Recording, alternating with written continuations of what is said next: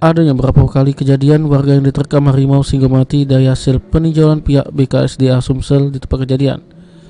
Lokasi yang ditempati warga tersebut termasuk wilayah hutan lindung yang jadi tempat habitat harimau Sumatera. Atas hal tersebut, Genman Swepti Hasibuan selaku Kepala BKSDA Sumsel menghimbau supaya warga tidak melakukan aktivitas di kawasan hutan lindung.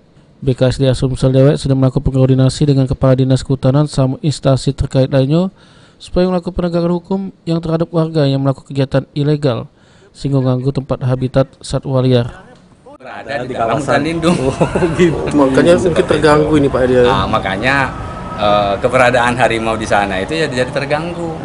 Ya sekarang kan kalau terganggu ya pasti dia ingin survive, ingin hidup kan begitu ya. Jadi siapapun yang mengganggunya dia akan melawan seperti itu. Terakhir Pak, himbauan dari KSDA Pak untuk masyarakat yang mungkin di hutan itu. Kalau himbauan kami gitu ya terhadap masyarakat, kalau memang lokasi-lokasi tersebut merupakan habitat dari satwa liar khususnya harimau, ya tolong beraktivitas di sana itu ya menyesuaikan.